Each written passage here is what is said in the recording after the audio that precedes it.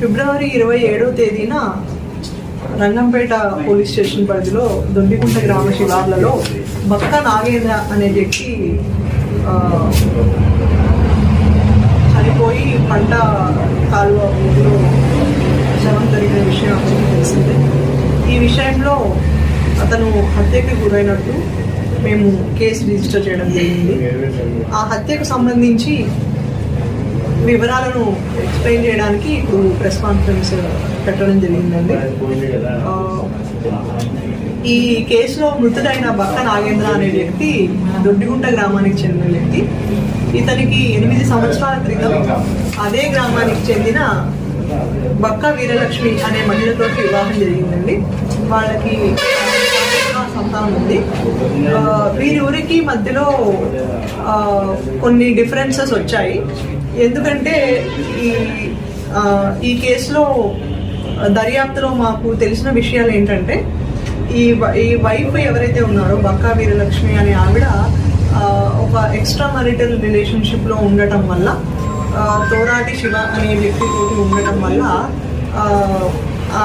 వీరిద్దరూ భర్త కంటపడటము, అతను వెంబడించడము, ఒకసారి ఈ సోకాల్డ్ తోరాటి శివ అనే వ్యక్తి పారిపోవడము, ఆ తర్వాత అతని బండిని తీసుకొచ్చి పోలీస్ స్టేషన్లో బంధువులందరూ ఇలా అప్పచెప్పడము, ఆ తర్వాత అమ్మాయి కౌన్సిలింగ్ ఇవ్వడము, అదంతా అయిపోయిన తర్వాత వీరు ఇప్పుడు ప్రస్తుతానికి భార్యాభర్తలు ఇద్దరు విడివిడిగా ఉంటున్నారండి అదే ఊళ్ళో.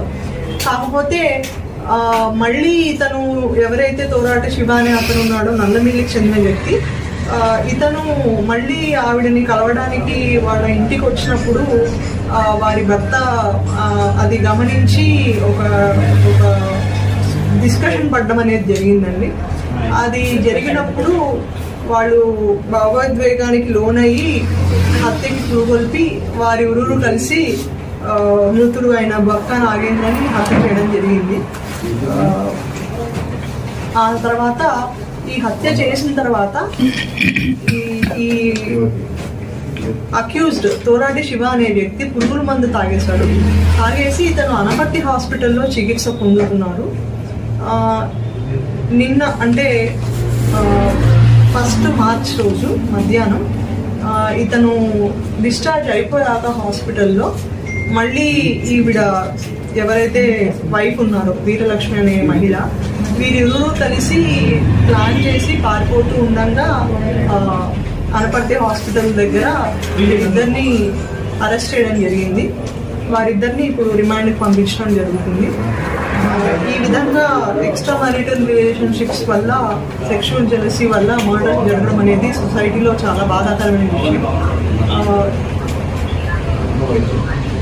ఈ విషయంలో ఈ కేసు చాలా ఫాస్ట్గా సాల్వ్ చేసిన రంగంపేట ఎస్ఐ గారికి అండ్ ఇన్వెస్టిగేషన్ ఆఫీసర్ అయిన అనపర్తి సిఐ గారిని మరియు మా బృందాన్ని మాకు అన్ని వేళలా సపోర్ట్ ఇస్తూ మాకు ఇన్స్ట్రక్షన్స్ ఇచ్చి ఇన్వెస్టిగేషన్ బాగా చేయడంలో మాకు గైడ్ చేసిన మా జిల్లా ఎస్పీ గారైన నరసింహ కిషోర్ గారికి నేను కృతజ్ఞతలు తెలుపుతూ మా స్టాఫ్ని అభినందిస్తున్నాను. Thank you.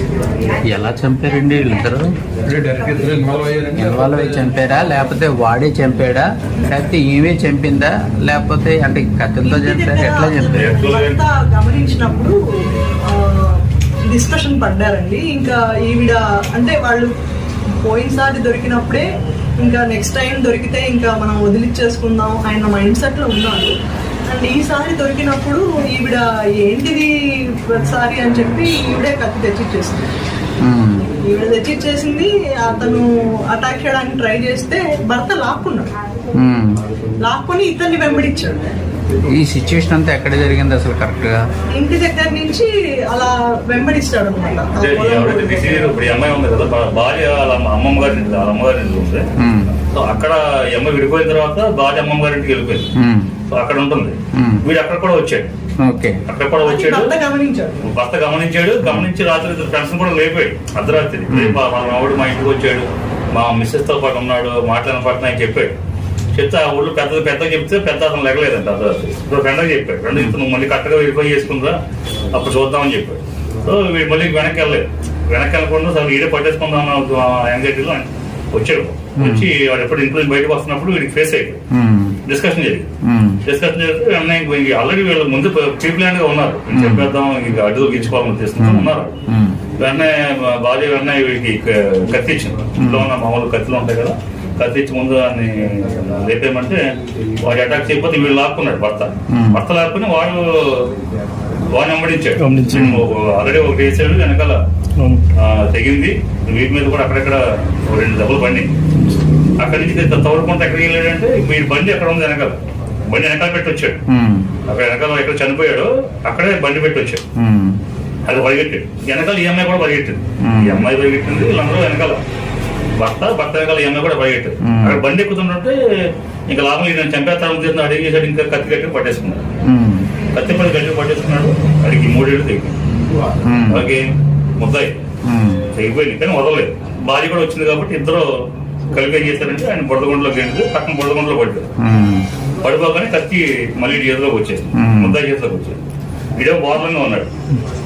వెంటనే కత్తితో వెనకాల వేయటం ఇద్దరు కలిపి అన్ని లోపలికి టెస్ట్ చేసి లోపల నొక్కేశారు. బురదలో ఉండిపోయింది కదా బాడీ, ఉండిపోయింది. అది జరిగిన విషయం. మీ అత్తగారి ఇన్వాల్వ్మెంట్ ఏమైనా ఉందండి? అత్తగారు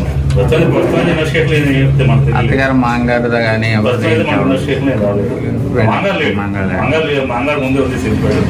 అత్తగారు అంత కూడా ముసవాళ్ళు అమ్మను కూడా వాళ్ళని ఇన్వెస్టిగేషన్ చేశారా? ముసలి ఇన్వెస్టిగేషన్ జరుగుతుంది, కంప్లీట్ అవ్వదు. ఇన్వెస్టిగేషన్ జరుగుతుంది ప్రస్తుతం అయితే వీళ్ళిద్దరూ మనకి ముద్దరు కింద. వీడి పురుగుల మంది ఎందుకు తాగాడు పాపం? పురుగుల మంది వీడి తర్వాత ఈయన అనవసరంగా చంపేసాము అని వాడి పశ్చాత్తాపడి వాడికి ఎంత ఉంటుంది, గిల్టీ ఉంటుంది కదా, వీడు చంపేసాము మనం అని ఆడు కొంచెం భయపడి ఆడు పుల్లు మంది తాగేసేసి మళ్ళీ అన్నగారికి చెప్పాడు.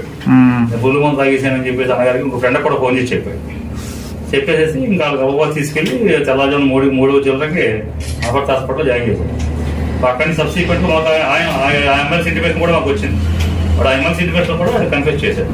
ఈ రకంగా జరిగింది. నాకు పురుగు మందా గీడి చచ్చిపోయి చంపేసాడని చంపేసి మళ్ళీ ఒక్కడు సింగిల్ అయిపోదు. ఆవేశంగా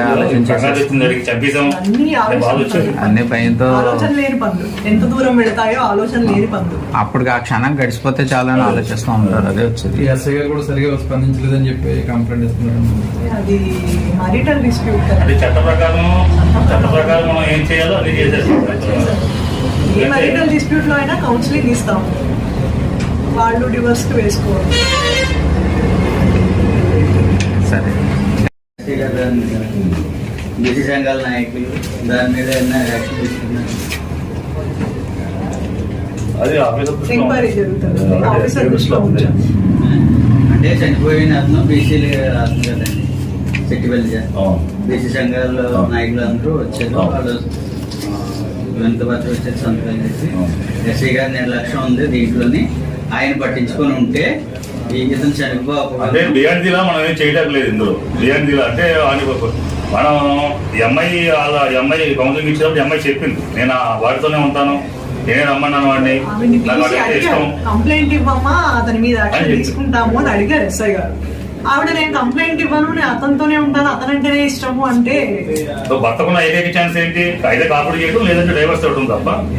వాడికి కౌన్సిలింగ్ ఇచ్చారు. నెక్స్ట్ రోజే వాడి పడి పిలిచాడు, నువ్వు అమ్మాయి కూడా వెళ్ళకూడదు, నువ్వు తప్పది, మ్యారేజ్ అయిపోయిన అమ్మాయి కాపురం పాడైపోతుంది, నువ్వు పెళ్లి కానీ అడిగి నువ్వు వేరే పెళ్లి చేసుకో, నువ్వు వెళ్ళొద్దని చెప్పి కౌన్సిలింగ్ అడుగు తప్ప దాంట్లో లీగల్ యాక్షన్ అనేది ఉండదు.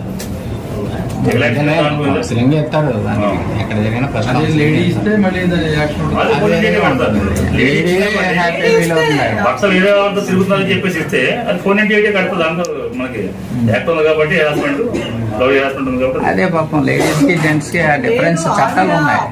అక్కడ పాడవుతుంది వ్యవస్థ. ఆవిడ కంప్లైంట్ చేయడానికి రెడీగా ఆల్రెడీ భర్త బతికొండగా విడాకులు లేకుండా ఒక పెళ్లి చేసుకోకూడదు. అది మళ్ళీ మనకి చట్ట ప్రకారం అది శిక్షించడానికి ఉంటుంది.